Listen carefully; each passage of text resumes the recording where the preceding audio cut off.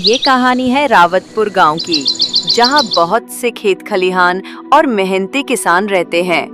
वही एक घर है घनश्याम का, जो कि अपने परिवार के साथ खुशहाली से रहता था। उसके घर में पत्नी सरला और 2 बच्चे हैं। घनश्याम का छोटा भाई पढ़ाई के सिलसिले में शहर में रहता है। ये लो रमेश, तुम्हारा कॉलेज आ गया, एडमिशन भी हो गया है। अब तुम्हारी पढ़ाई शुरू हो जाएगी। खूब मन लगाकर पढ़ना। सारा जरूरत का सामान रख दिया है। कोई भी परेशानी लगे तो बता देना या सीधे गांव चले आना। हाँ भैया, आप परेशान मत हो, मैं अच्छे से पढ़ाई करूंगा। कोई परेशानी होगी तो मैं कॉल कर लूंगा। आप निश्चिंत रहिए भैया। और इस तरह घनश्याम ने अपने भाई को शहर के कॉलेज में पहुंचाया और सीधे गांव आकर अपनी खेती संभालने लगा। रोज की ही तरह मेहनत और लगन से वो अपनी खेती के लिए काम में जुट गया। उसके खेत से ही एक फैक्ट्री लगी थी।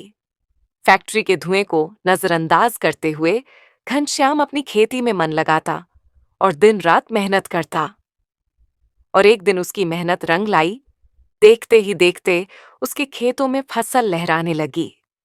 अरे सुनती हो, एक अच्छी खबर है। इस बार हमारी फसल बहुत ही अच्छी आई है। खेत में हमारी फसल लहलहा रही है। कुछ दिनों में कटाई करके बाजार की ओर जाऊंगा। तुम्हारे लिए कुछ लाना है तो बता दो। अरे वाह, ये तो बहुत खुशी की बात है। फसल अच्छी आई है तो कटाई का काम मुख्य है। जी, मुझे तो कुछ नहीं चाहिए, बस बच्चों के लिए किताबें और कपड़े ले आना।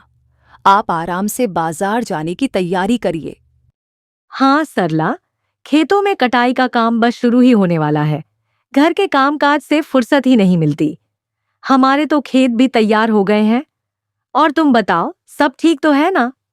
हाँ सुमन, सब ठीक है। हमारे भी खेत तैयार हो गए हैं। बस कटाई का काम शुरू होने ही वाला है। ईश्वर की कृपा से इस बार अच्छी फसल आई है। रोज की तरह घनश्याम अपने खेतों की ओर जा रहा था। तभी वहां खेत के पास लगी फैक्ट्री में अचानक आग लग गई और आग की लपटें देखते ही देखते खेतों तक पहुंच गई। सारे खेत जलने लगे। घनश्याम के खेत भी आग की चपेट में आ गए और वहां भागदौड़ मच गई। आग लग गई, आग लग गई, भागो भागो, आग लग गई, भागो भागो। अरे ये क्या हो गया? सब खराब हो गया।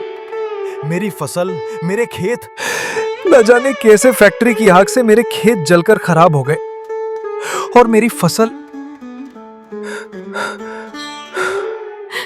हे भगवान, ये क्या हो गया?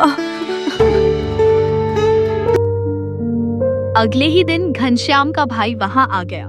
भैया, ये सब कैसे हो गया? हमारे खेत जल गए। आखिर ये सब हुआ कैसे? अच्छा हुआ कि तू आ गया रमेश। फैक्ट्री की आग से ये सब हुआ। अब मैंने खेती की जमीन पर लोन लेने का मन बना लिया है। उन दोनों ने ही खेती की जमीन पर लोन लेने का मन बनाया और लोन ऑफिस पहुंच गए। सर, एक दुर्घटना में हमारे खेत क्षतिग्रस्त हो गए हैं। ये रहे जमीन के सारे कागजात। हमें अपनी खेती पर लोन चाहिए। देखिए, आपकी जमीन की जो हालत है उसके आधार पर मैं आपको 5,000 रुपये दे सकता हूं। इससे ज्यादा का लोन मिलना संभव ही नहीं है। इतने कम पैसों में तो कुछ भी मदद नहीं हो पाएगी। कुछ समझ नहीं आ रहा क्या करूं। सोच रहा हूं शहर जाकर कुछ नया काम ढूंढ लेता हूं। हाँ, ये ठीक रहेगा। हाँ भैया, ये ठीक रहेगा। मैं भी आपकी मदद करूंगा। साथ शहर चलते हैं और एक अच्छा सा बिजनेस शुरू करते हैं। चाय की दुकान कैसा रहेगा? दोनों ने मिलकर चाय की दुकान खोलने का फैसला कर लिया और शहर जाने की तैयारी करने लगे। शहर पहुंचते ही अच्छी सी जगह देखकर दोनों ने एक चाय की दुकान डाल ली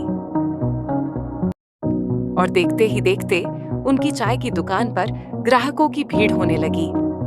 सभी को घनश्याम की दुकान के चाय बिस्किट बहुत पसंद आए। घनश्याम की चाय मशहूर हो गई और कुछ ही महीनों में घनश्याम ने चाय की दुकान से काफी पैसे कमा लिए।